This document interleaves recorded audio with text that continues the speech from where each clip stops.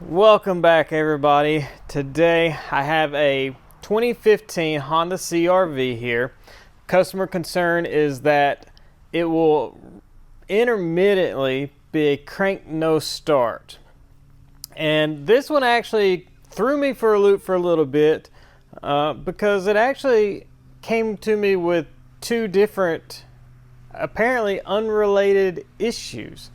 One of the issues I've already sorted out, thinking it was the problem of their main concern, but it wasn't the problem of their main concern. That was a code setting for the push button. It was setting a code for the push button, basically, or a circuit fault code. I'll post down here what that code was. I think it was a B12C5 or something like that. When I diagnosed it, I actually determined this box was bad. This is what they call the keyless access control unit or something like that. In the scan tool, it comes up as a PCU.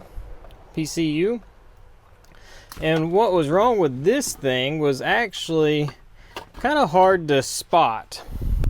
On the back here, if I can get this to focus good, we've got these little tiny diodes here.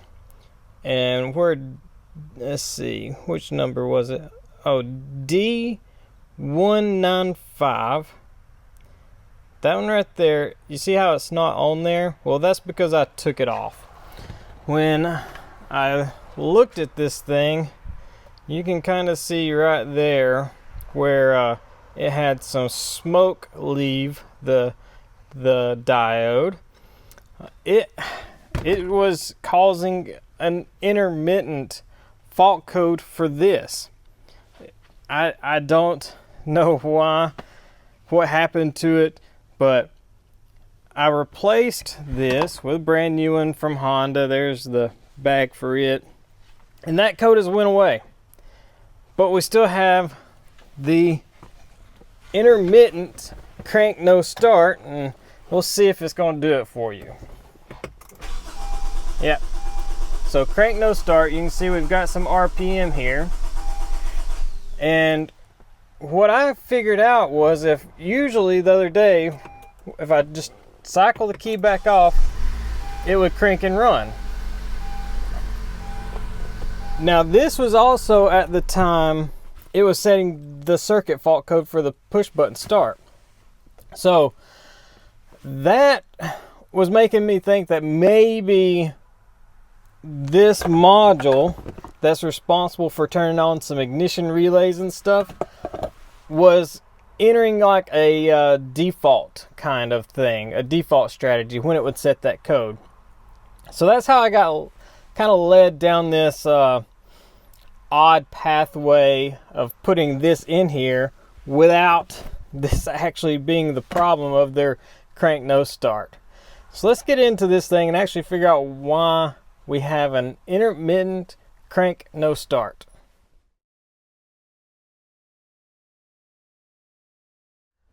So of course, like all diags, we always want to start with a pre-scan. Like I said, I've already been working on this car. I actually already kind of know what's wrong with it.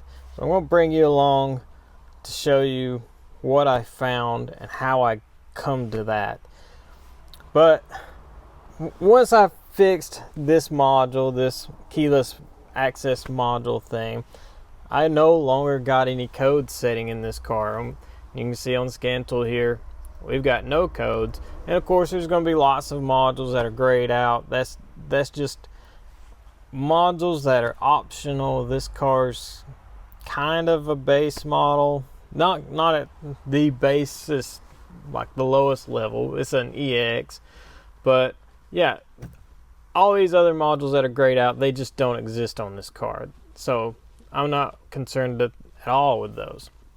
And on the scan tool here, this 1PS, this is the module that was setting the code for the push button start. But we've got no codes, and I really didn't have much of a direction to go after that. So then I just thought, well, it's got to be some kind of just a normal, treat it like a normal crank no start.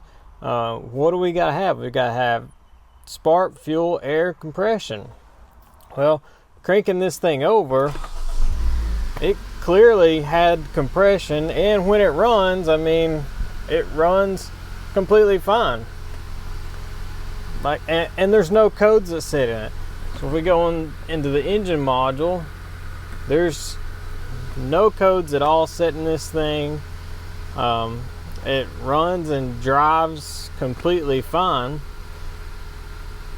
But I did get a little lucky, and I did find the other day when I was really digging into this thing that it got worse with me, and it actually, one of the times it was running, it actually stalled with me.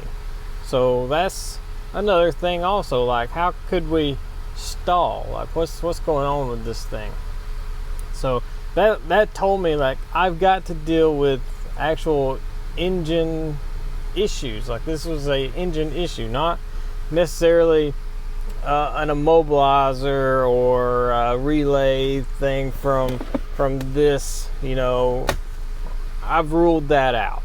Okay, so we've got to deal with engine computer inputs, outputs, things like that to see what's going on with this thing, and hopefully it will act up some more for us this morning. I did notice also, it almost seemed like the car would have to go to sleep, like completely go to sleep, before it would act up again. And that threw me for a loop also. But that was also back when I was dealing with this thing. Like, was this thing staying awake to the point of where it knew to just be in this default state of letting the engine run? But no, this has nothing to do with it. It's just coincidence, I guess.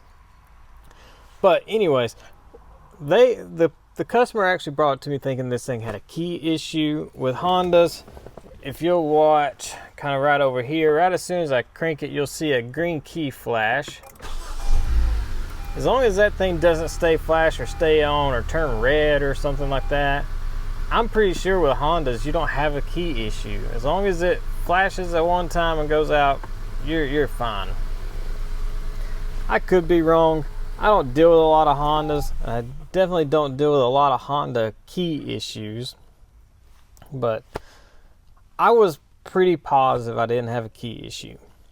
So hopefully I can get this thing to act up some more.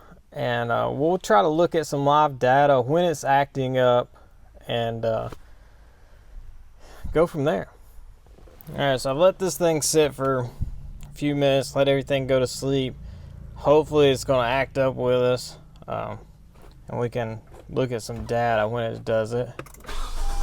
Okay, good.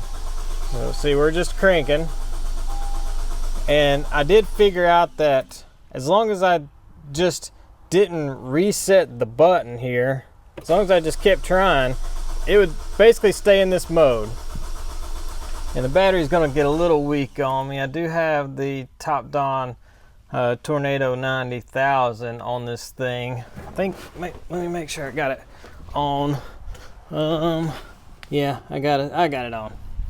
So that'll help keep the battery up. But let's try to find some data PIDs here that we're going to want to look at. And I kind of originally thought maybe it's got to be some kind of input problem. So I wanted to look at, do we got cam sensors? Well, we got these CMP-A no pulse, CMP-B no pulse, and then noise. I don't actually know what these data PIDs mean. We got crank, also no pulse or noise. If you're a Honda tech, let me know what these things mean, because I really don't even know what they mean, But I'm assuming there's something to do with the crank sensor and cam sensor. And then I also wanted to see engine speed. So let's just graph these things right here and see what happens when this thing's a crank no start. See, we got engine speed, we got CMPB flagging no pulse. I don't know what that means. Like I said, I'm not a Honda tech, I don't know, but it's pretty consistent. CMPB keeps flagging no pulse. So this kind of like, to me, is like, do I have a cam sensor that isn't reading? Because to me, if it's flagging no pulses, it should, you know, like it's counting no pulses, like it's expecting a pulse and it's not getting a pulse, so then it's flagging a count there. That's my logic, like seeing this data PID. So once I seen this, I was like, okay, let's scope these cam sensors and see what's going on with these things. I'm going to throw this in here for you, those of you thinking maybe this thing is in some kind of clear flood mode or something like that, like a Chevrolet or a Ford will do. Well, I got the data pulled up for the accelerator pedal and the throttle position. As you can see, it's basically at rest. If I press the throttle or the pedal, you can see the throttle body does open. So when this thing is cranking, those are normal. Those values look fine. That's not the issue. So let's get into these cam sensors and see what's going on with those. So since I'm seeing that weird data that I don't even really understand, but it seems abnormal to me just simply because of how the other two sensors are reacting, we're scoping these things. I want to see what's happening to the signal as this thing is trying to crank over in this failed state or failure state. So I've got 3 channels hooked up to the Pico. I always like to do channel 1 as like my crank sensor. I'll do channel 2 as the intake. This is the intake side of this engine. Channel 3 will be the exhaust. That's my preference on how I set them up. If it's a V6 and I've got 4 sensors I need to do, sometimes I'll probably just do all 4 on cam sensors only and ignore the crank. Maybe do 1 with bank 1 crank setup like this, and then bank 2, keep the crank the same and move. You just need to figure out how it works best for you. And the crank sensor on this thing, I actually have no idea where this thing's at, so I just pinned it at the ECM. Wiring diagrams. You got to learn how to read wiring diagrams in connector views. Connector views is important. The connector on this is actually a little different than what you might think. Let me get my flashlight.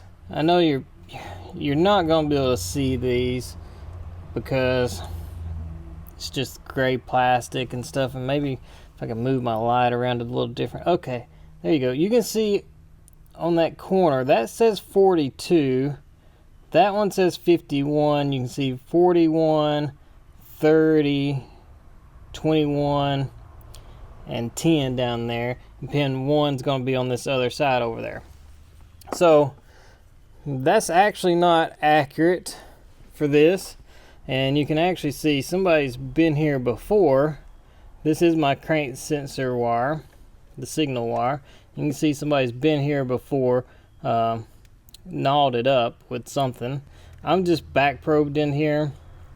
But you need to look at connector views, and the reason why is because this plug, actually, this bottom row is pins 1 through 10, and this top row up here is not 42 through 51. It's 11 through 20 or 22 or whatever it is. that's, and I'll post the connector view for this thing here too, but you've got to read the connector views and just verify where you're at. Make sure you understand it. And I think this is pin 38 or something like that, is the crank sensor wire. I'll have a wiring diagram here for you also. And then the cam sensors are just easy to go to. Just verify colors on the wiring diagram of what's what. This one is a green wire. The intake is a white wire. So that's my sensors connected to the picoscope. So let's hope this thing is still in this failure state when we try to crank this thing. Hopefully it is. I've not turned the switch off yet. All right, good deal. So on the scope, you can see we've got some noise happening. Let's pause that. So you can see we've got a lot of noise, especially here at the first initial crank of this thing. So it's like, is this the issue? Is there just so much noise at the beginning of this thing that it's not allowing it to crank? That's a hard call. This is where me and probably Bernie Thompson would disagree a little bit. And it's about scope setup, how you set your scope up. So I could actually apply a digital filter here and clean all these up. And now that looks like a pretty good scope pattern. But is that scope pattern correct? What's the module actually seeing? Is the module seeing all of that noise? Well, there's a way you can kind of reduce some of this noise just based off of how you've got your scope set up. And I didn't show you this, but I have all of my wires grounded to the battery. So basically straight to the battery here. So Bernie Thompson would tell you that's the only way to do it. And I'm going to say, no, that's not the only way to do it. I want to actually move these grounds. And I'm going to explain why in just a minute. So when I'm dealing with sensors, I usually try to actually reference the sensor ground that it's using to know for sure what the ground potential is for that sensor. Is it filtered or not filtered? A lot of times these grounds will actually go back to the module, and the module will be supplying what's actually called a low reference to these sensors. The low reference could actually be just tied straight to ground in the module, or it could actually have some kind of filtering circuit that it's tied into. These actually just kind of look like they're just bonded to ground. Here's a cam sensor that's going to G101. The crank sensor is coming over here to this joint here, which is also tied to G101. So I'm going to move my ground to one of these sensor grounds and just rerun this just to see, does the noise get better or is the noise worse? Because we're seeing this signal kind of running through the battery cable ground because it's got to make a loop, right? To keep that in the back of your mind, electricity has to make a loop. So maybe the ground cable itself going from the engine to the battery while it's under the starter load is maybe causing a little bit too much ground. Whereas if the ECM is referenced to this G101, it's got the same ground potential as these sensors. So when you're looking at these things, ground potential changes depending on where it's looking from. So if you've got, it's going to get a little complicated here, but if you've got the module and the sensors both grounded to the same place, they've got the same ground potential. But if you're checking from sensor to battery ground, you've got a slightly different ground potential there that you're actually reading on this loop. So I just try to, sometimes if I see some odd noise like this, I try to see if this is just a ground potential issue. So let me move this ground to sensor and see if we change anything here. All right, so I've moved from my ground off the battery to just back probed into the ground for the sensor. I'm pretty sure these sensors actually run off of a 12 volt. So they got a 12 volt feed, a ground, but they produce just a 5 volt square wave. If I remember right, on the scope will look in just a second. Make sure that's a 5 volt square wave. I'm almost positive it is. But usually if they're 5 volt sensors, almost always they're going to have a dedicated sensor ground or a low reference from the engine computer. So they're going to have some filtering circuitry there. So let's start the scope capture here. I'm going to try to leave this scaling the same. That way I can try to get this back in the same spot where we can kind of basically do a side-by-side comparison of what this first initial noise looks like. You can see over here the noise gets better. But I think I've actually got my my leads plugged into the wrong thing on here. I'm an idiot. Look at this. Oh boy. Some days you're just an idiot. Today I'm an idiot. So let's fix that.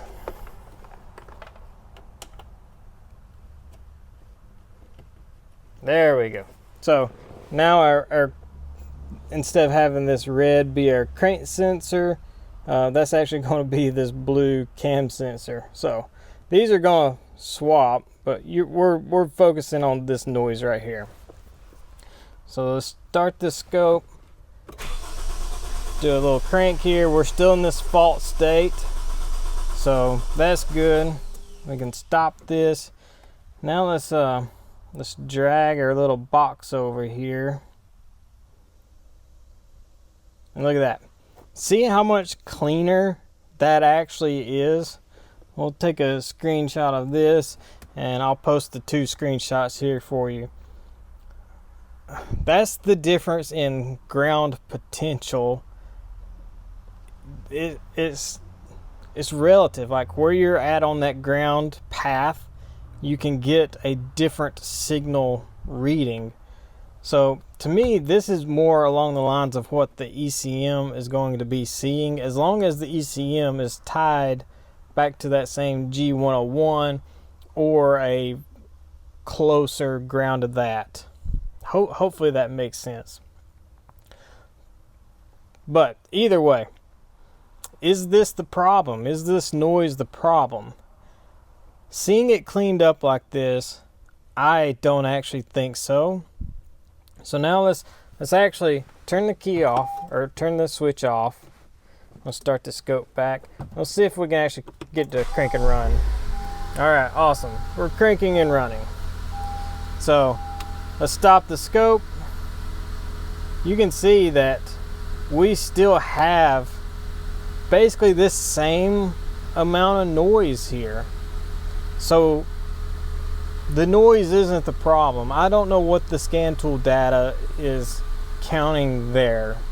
So again, if you're a Honda tech or somebody else that just knows, leave it down in the comments. I still read all the comments everybody posts, so let me know what that data pit actually means. So since this car isn't setting any kind of fault codes or anything like that, I'm pretty confident that this timing is probably going to be correct, and I'm not going to go down that avenue. What I do want to do, I could compare it to a known good, but what if there's not a known good? I'm going to assume this is known good for right now. And anytime I take a capture like this where I'm thinking this is known good, I'm going to save it. And I'm also going to add these filters to this just to clean it up just a little bit more. So we got nice crisp lines. And I'm going to save this. And if this turns out to be a known good, I'm going to actually upload this to the Pico library. Once this is, you can do like save and upload. It's going to ask, you got to fill out a bunch of stuff on here. But I try to add to the Pico library as often as possible. Some days I may get in too big of a hurry and I forget, but I usually try to do this because it helps other people out. So this may have a known good on there, I don't know, but I'm going to add it just to give a second reference for somebody else, maybe, because sometimes you look at one, you're like, is this good or bad? Because some people don't put good notes in there, but I always try to put good detailed notes of this thing. So I'm going to save this, and this is going to probably turn out to be a known good, and I'll upload this later. But for now, we don't have a signal issue, I don't believe. The engine computer seems to be happy with these signals when the car is running. So it's got to be something else. And this put me back on the path of what do we need? We need spark, fuel, compression. So it's got to be one of those. Compression doesn't seem to be the issue because it runs. So we need to look at spark and fuel. See what's happening with these two things and see if we're missing one or both of them when it's just a crank no start. Okay, now let's get back to this. Is it spark or fuel or both? What are we missing? That's the goal here. What are we missing for this engine to run? So just got some wiring diagrams here of the injector and the ignition. So on the ignition coil, cylinder number 1 here, our PCM is down here. We can see we've got some kind of command wire here. This pin number 2, this black wire, this is just going to ground. The black and white wire, which you can see all 4 coils here share. Also, that's the power feed. So we've got power, ground, and a control wire. So 3 wires there. I want to actually just quickly check 2 things. Do we have coil command? And do we have injector command? Well, the injector is a little different. Since this thing is a GDI engine, our injectors are high side controlled and low side controlled in the engine control module. So we've got 2 wires coming from the engine control module to each one of them.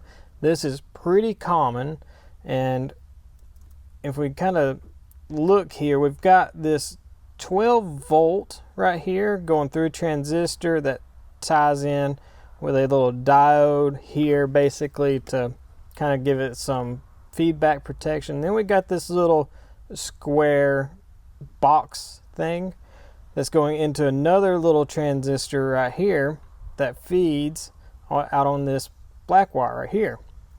This is going to be our high side control. And what this little magic little box right here is some kind of voltage boost. It could be like just a transformer based, or it could be a boost capacitor, things like that. It could be a few different things. I don't know exactly how Honda makes their engine control modules boost the voltage, but that is some kind of voltage boost. And then we've got a ground side switch over here with another little box. I think this little box is important to an extent with the boost capacitor. I think they kind of work together a little bit, but either way it is going to be getting switched to ground. So we've got a transistor here switching this to ground. This is tied to the box constantly, and that's because things have to make a loop.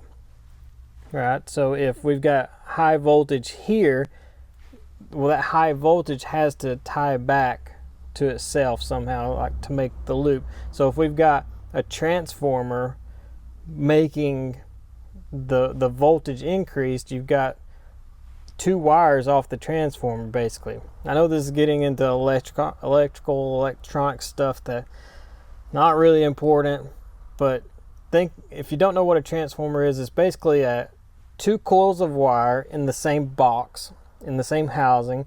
You can supply one side with power and ground and get a different voltage on the other two wires from the other coil, either higher voltage or lower voltage. You can have step up or step down transformers. So to me, the way they got these two boxes, I kind of feel like this is probably going to be transformer based. So you've basically got one box here, which is one leg of the transformer. The other box over here that's got the transistor switching it, that's going to be the other leg of the transformer coil. I'm just guessing here how they're doing it, but to me that's what makes sense. But again, we're switching this to ground as well, so we're able to control both high side and low side, and that's kind of important, and we'll show that in just a minute. So I've got on the picoscope, I've got two wires set up for the ignition, or for the injector, and I've just got those back probed here at the PCM. You're not going to be able to see this probably, but it's pins 1 and 2, real easy to get to. A white and black wire. Again, I know you can't see the black wire because it's dark, but there it is.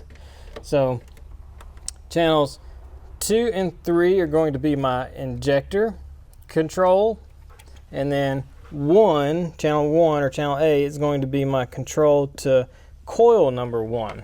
So we're looking at cylinder 1 on both of these here, and I move my ground back to the battery because for this test it doesn't really matter. I've basically ruled out that ground noise being the issue because it's there when the car actually cranks and runs. So let's actually hope I've let this thing sit long enough for this thing to go back to sleep. I'm going to turn this filter back off. I know this video is probably going to be a little longer than I originally wanted, but good information. You guys love the good information. So since we're on that injector, which has high voltage, we're going to need to change our voltage settings.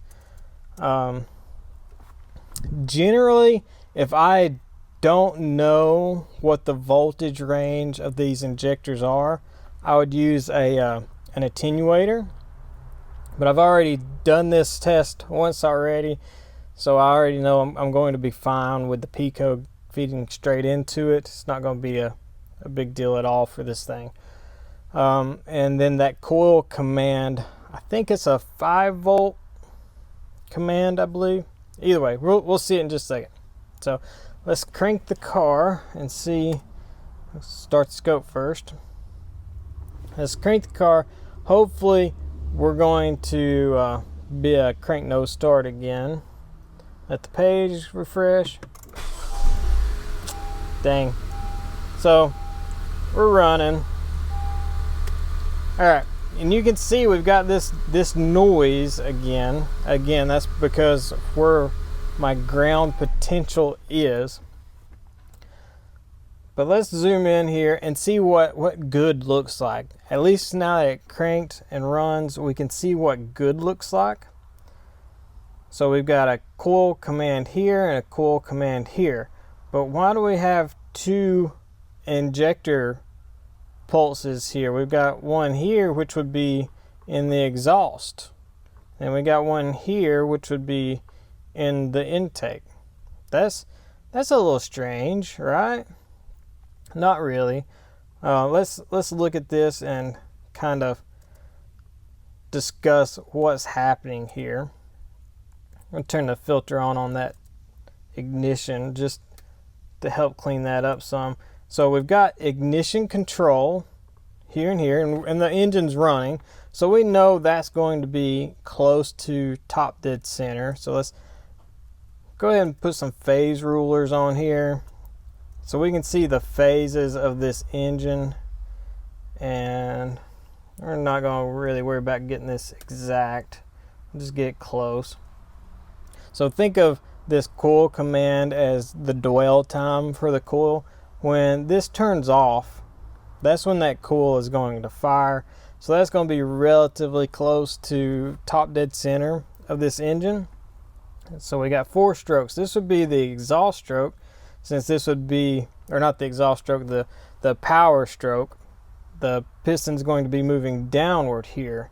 So why would we spray that cylinder with fuel on the power stroke as it's going down?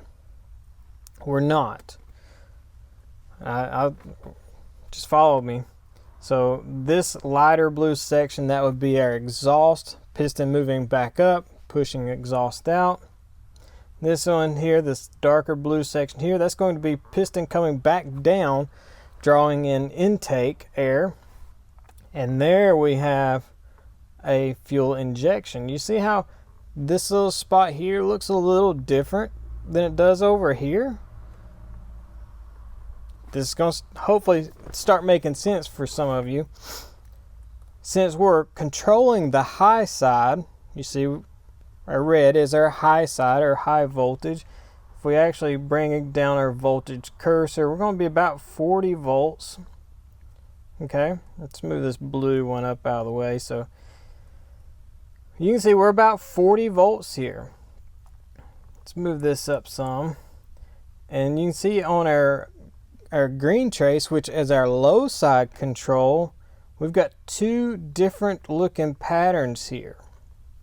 What's happening is the high side is actually sharing this high voltage with another cylinder. So this is pretty common. I've covered this before, where these boost capacitors or transformer setups to boost this voltage for these injectors is pretty common to share that higher voltage circuitry with another cylinder. That way they don't have to build a transformer for every cylinder. They can use one transformer for 2 or 3 cylinders, possibly even 4, because they can just move where that voltage is going, what pathway it's going. So, dang, let me zoom, I messed my zoom up.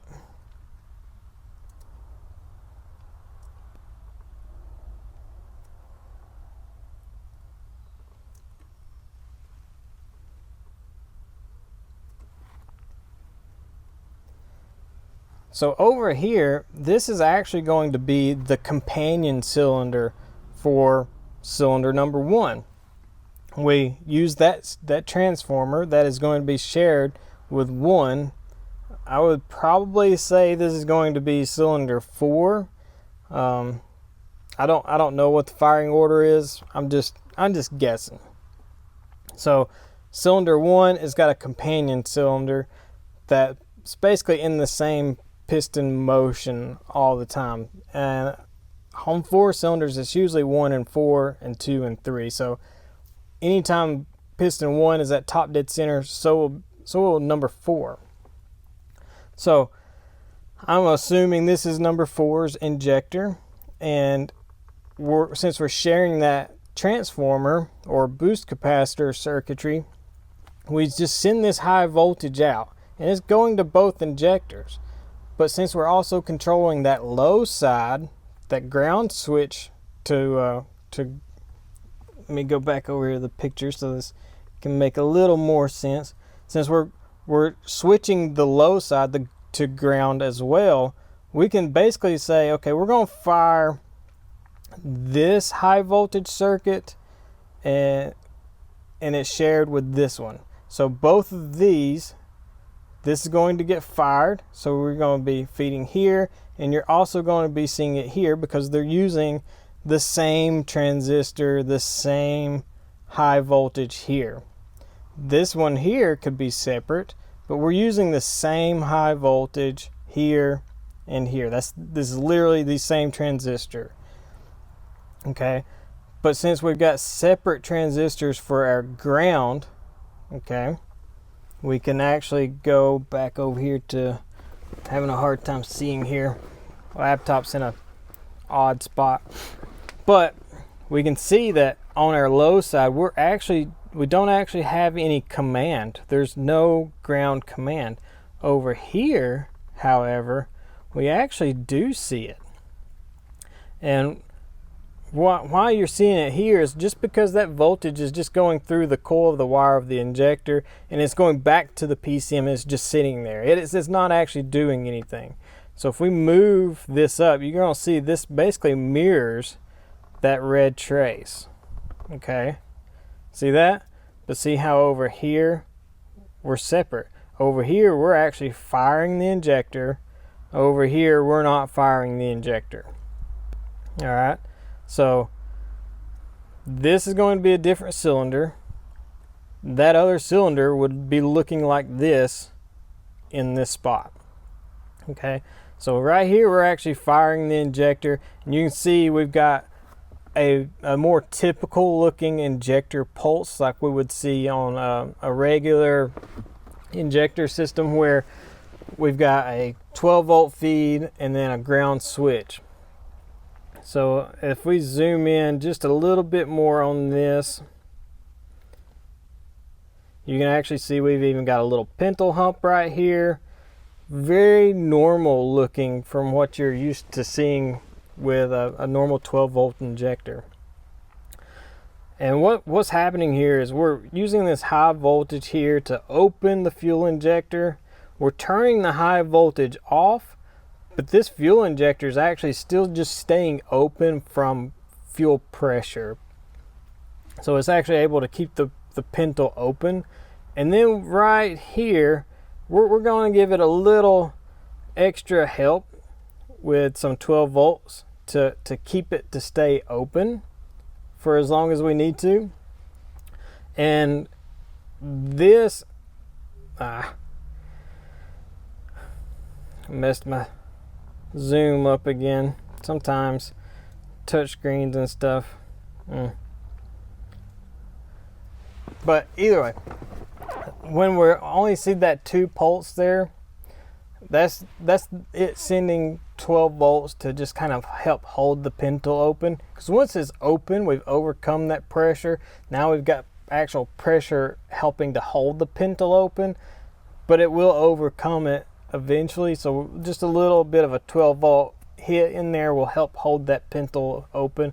And when we get into higher RPMs where we need more fuel, you'll see that pulse width being more. You'll see more than just a couple, and that's actually holding the pintle open longer.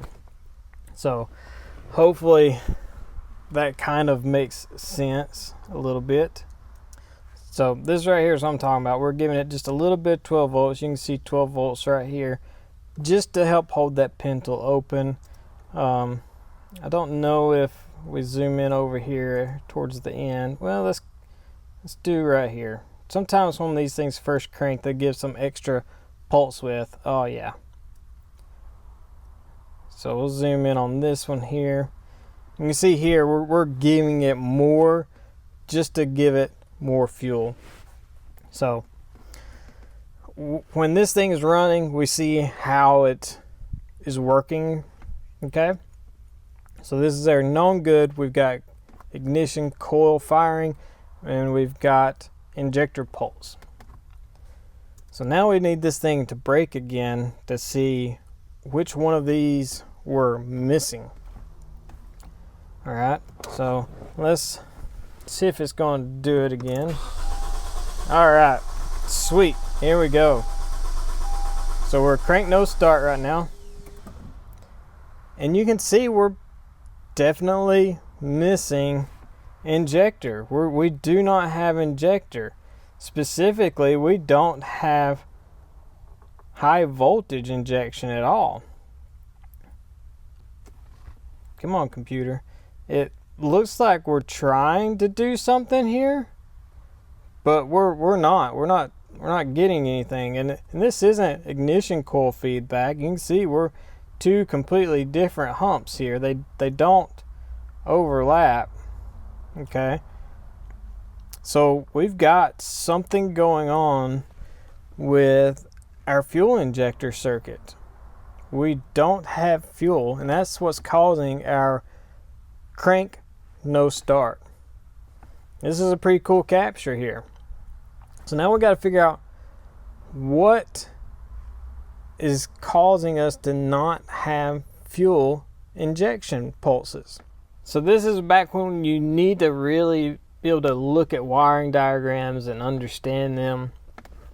And y'all know that watch my channel, I always really like to use the OEMs as much as possible. And these Honda wiring diagrams are actually pretty good that AutoData has.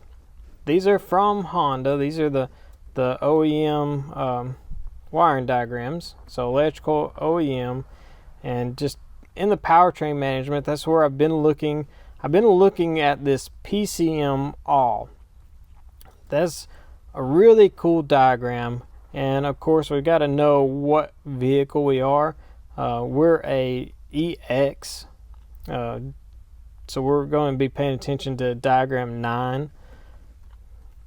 This is going to be everything that is attached to that computer. Okay, it can be a little confusing kind of going through looking, trying to figure this thing out, but Honda also has some broken down diagrams. And if we look at the PGM FI system, so this is actually going to be anything fuel injection related. So let's click on that. We're an EX, so we're diagram 2. So this is actually going to have anything to do with fuel injection. I think, let's see. Let me zoom in here. What are we going to have here? So we're going to have high pressure fuel pump, fuel injectors, fuel rail pressure sensor. Apparently the CVT drive pulley is important. Map sensor. So it's a little more simplified. Okay. So this is going to basically have anything to do with fuel injection, quantity, things like that. We've got our cam and crank sensors over here, mass airflow sensor, and we've also got our injector relay, which is going to be giving us power. Okay, so this is going to have power inputs. We don't really know exactly where these are going, but since they're calling it a injector relay, that's a pretty good possibility that these two power feeds right here are supplying this 12 volts right here. See how we got 12 volts here?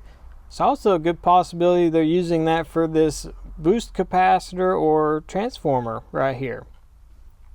So let's actually go here and start testing this. Do we have good power coming into the ECM? That seems like a logical step, right? We don't have power coming out of the ECM, but we see it trying to do something. So if it can't have power coming in, it can't make the power go out, right? It's good logical thinking.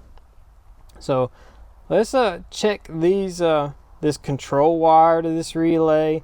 We've got a feedback here. See, this relay is actually getting fed from over here, which is going to be from the PGM FI main relay. So we're going to say this is getting power, and then it's ground side switched. Okay, and then we've got power feeding into our contacts here, coming from this fuse and coming out, and then we're going to have this little splice right here that splits it into these two separate inputs here on the PCM or ECM. So this looks like a good place to check. I've already got scope leads out, so we can just pin here, here, and here. We can know that we've got good power coming into this relay, good ground control, and then see what our output from this relay is like. Okay, so our new scope setups here, or leads, we're going to be checking everything at the engine computer because we want to know, are we getting good signals to the computer? Channel C is actually in pin 15. Again, this is where you got to pay attention to those connector views, because this is another one that's actually shows you kind of that you would think this top row, it's not going to focus, but that top row says 42 to 51 or something like that. But that is actually incorrect. This is the same as how this one was, where this top row is actually 11 through whatever. So if that blue wire is pin 11, it's 12, 13, 14, and 15 on that second red wire right there. That's 15, pin 15. And then down here, we've got pin 1. This is going to be in, I think, pin 5, and this one's going to be in pin 6. So one of these is going to be our pin 5 is our feedback, knowing so we know we've got power getting to that relay, and then 6 is going to be our actual supply voltage to these injector circuits. So let's see what the scope shows.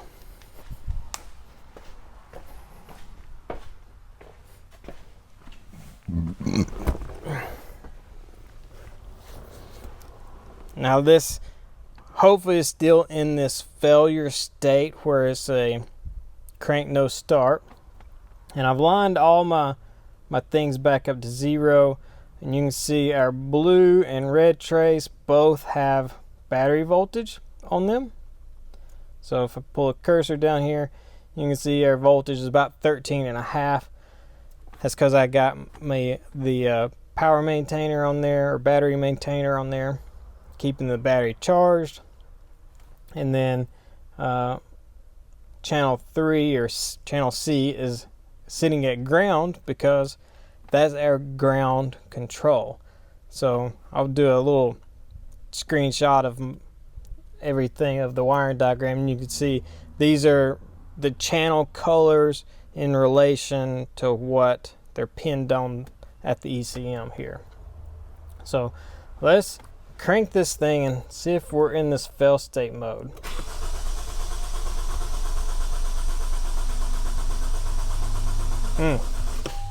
That's interesting. And I've actually got my pins in the wrong spot.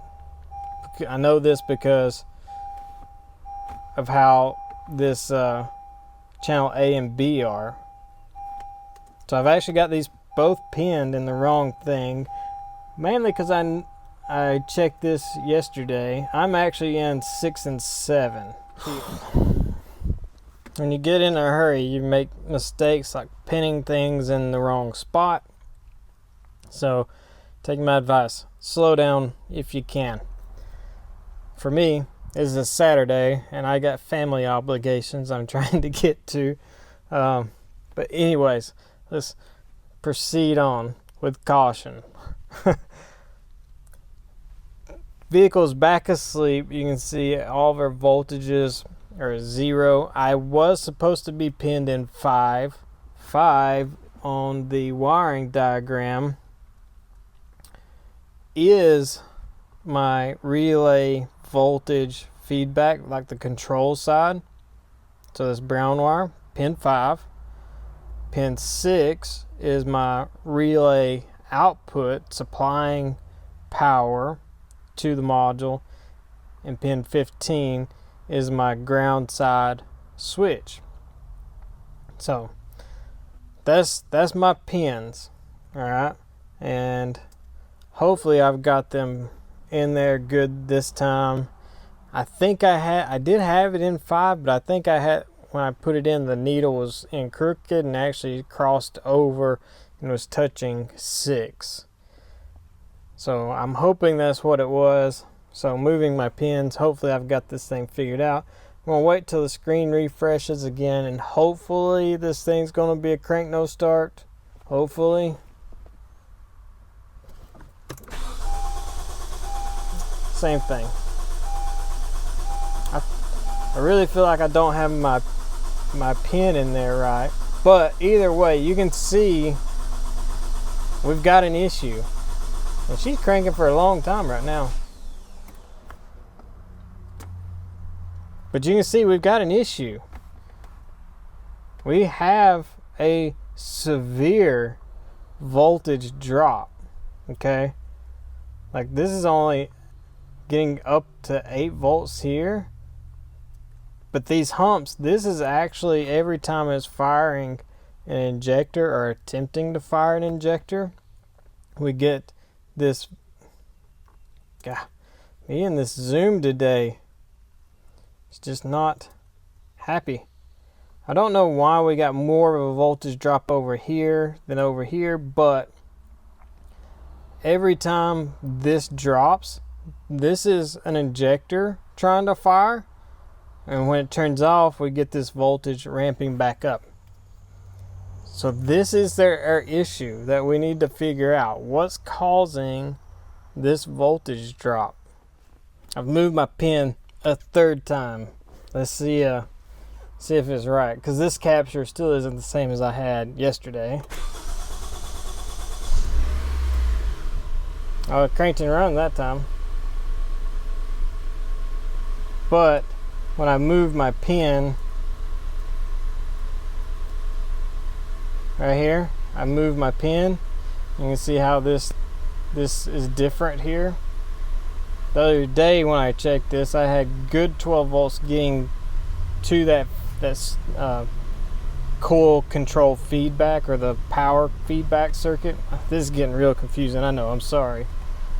But let's turn this off, let this go to sleep again, and hopefully we'll get back to crank no start now that I've got my pin in the thing correctly. Sometimes it's just frustrating. Okay, let's try again. This is the capture I had yesterday.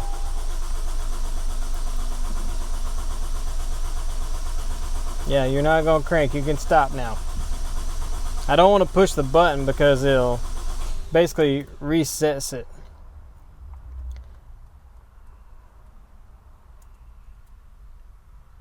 Oh, go back one more.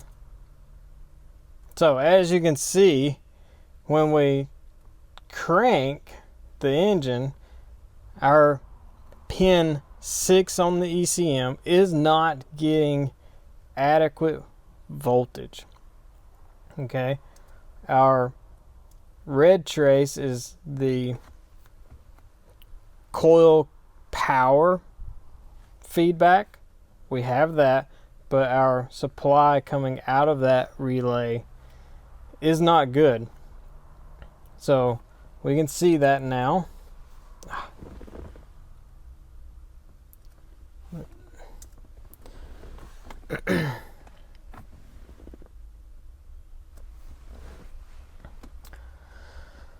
So that's the problem, and I'm thinking it's probably just a bad relay. See, now we've got our voltage all the way up here. It matches. So now we're going to crank and run. It apparently does flood itself some or something when it's in that state, or something weird, I'm not sure, but when my blue and red match, it'll crank and run. That would be my coil feedback and my actual relay output. It's a pretty cool capture. What do you guys think? You think it's just going to be a relay? I'm leaning towards it's a relay. If this was like a corrosion connection issue, it would be a lot more consistent. This is almost like the relay closes but doesn't make a good connection, and then after it sits closed, maybe it starts to like work its way into a better connection. And that also kind of goes along the lines of why I can hit the button to like reset it. It almost kind of like turns it off and back on. You can see right here where my green goes up, it actually turned that relay off for a split second and back on. We'll see the blue trace should be dropping out.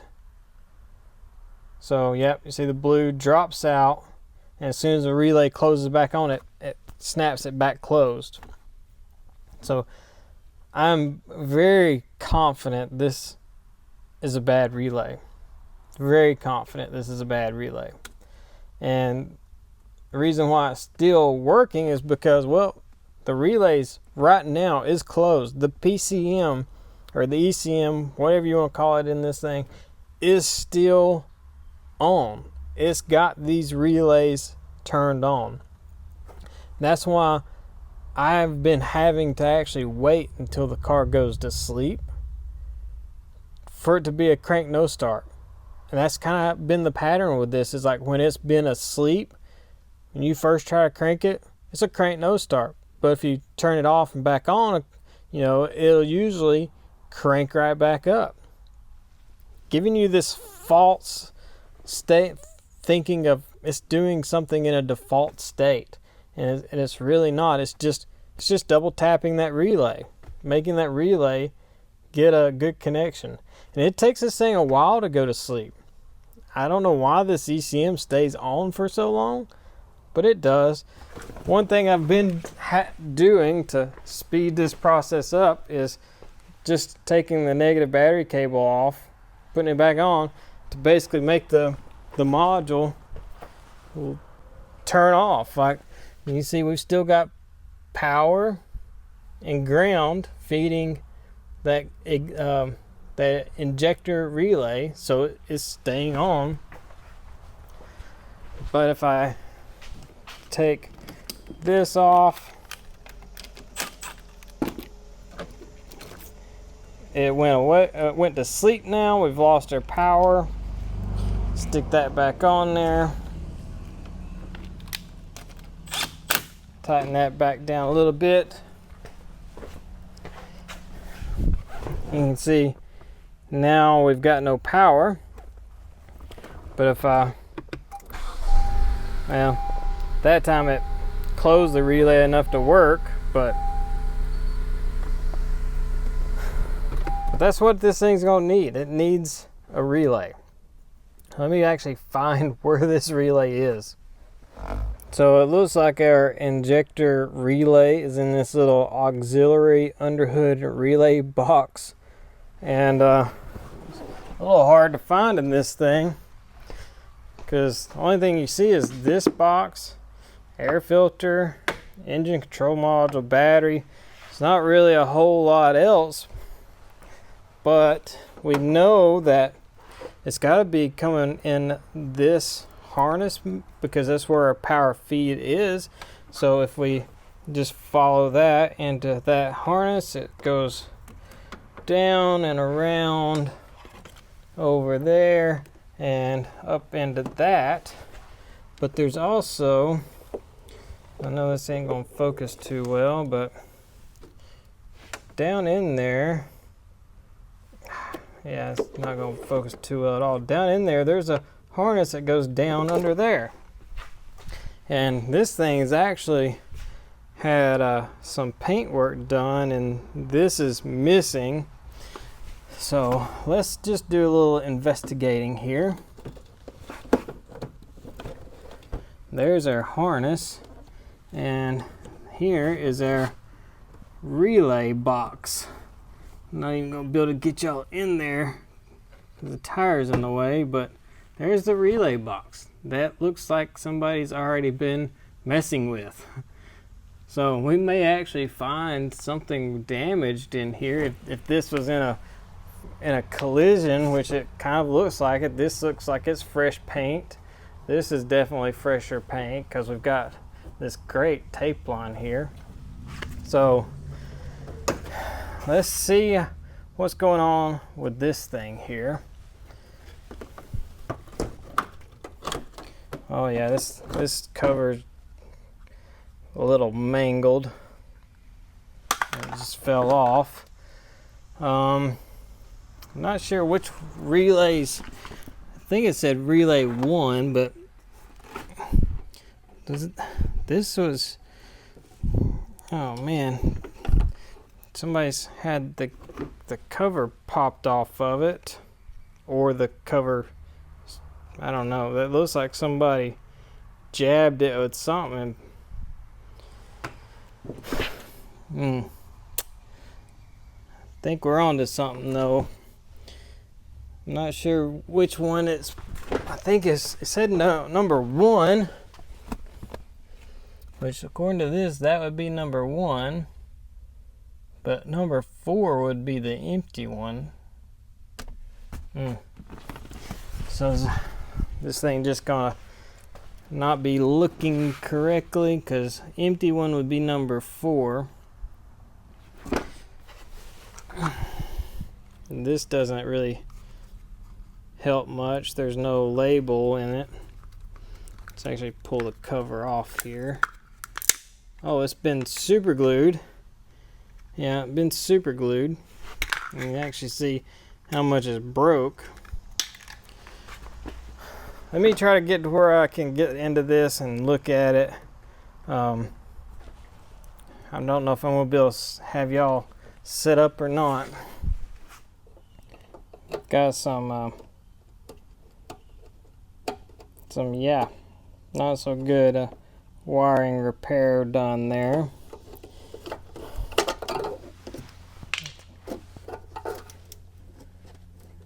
Is there relay? That's not even the injector relay. That's got small wires going to it. This one is going to be our injector relay. We got our brown wire here. So if somebody was here checking that relay, they were checking the wrong one, or it could have just had the cover broke. Either way, I'm going to replace that. And this one's my suspected bad relay.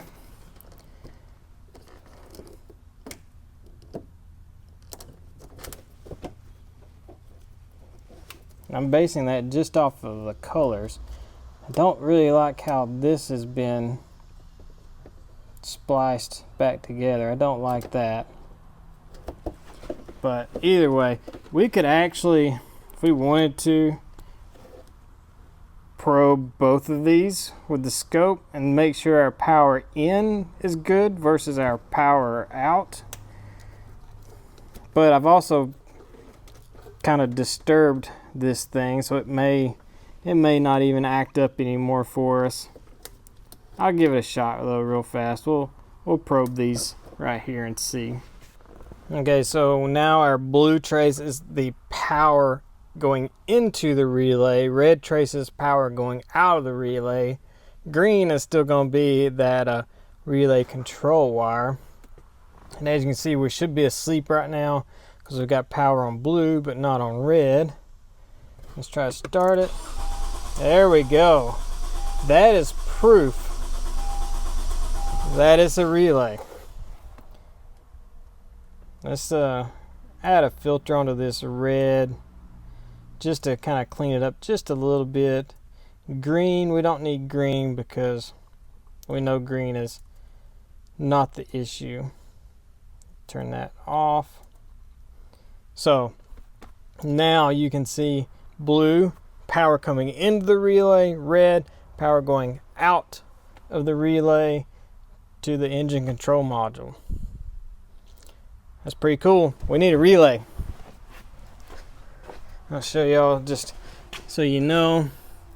Blue is power going in, red's coming out, and you see we've got the, I don't know if you'll be able to see it on that red one, there's actually these 2 red wires coming out because it splits and goes to 2 inputs on the computer there. So we've definitely got a bad relay. Alright, so 2 new relays courtesy of another old Honda fuse box that I replaced a while back. We'll see what do we got. Scope shows the 2 lines match. Car immediately cranked right up. It's definitely a faulty relay. I'm 100% sure. So, what do you guys think of this case study? A little interesting, but all come down to something pretty simple. Could you have figured this out with a voltmeter? Absolutely, you could. Unless you went down a little rabbit hole like I did with the chem sensor data PID thing. I still don't understand that. But if you went back to basics of powers and grounds at the module, making sure you've got powers and grounds, absolutely you could have figured this out with a voltmeter. But efficiently, can you do it as efficient? Absolutely not. Scope, 4-channel scope, letting you look at 4 different inputs at the same time. I mean, some of these engine control modules definitely have 4, 5, 6 different power inputs. The scope, you can check all of them, or on 4-channel, you can check 4 of them at the same time.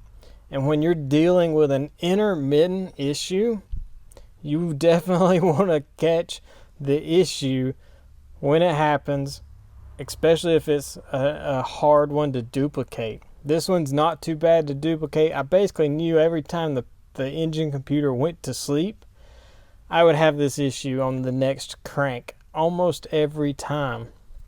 So knowing the pattern, how to duplicate it, that goes a long way. But again, if you don't know that pattern, you want as many chances to catch data in the one failure as you possibly can, and a scope will let you do that.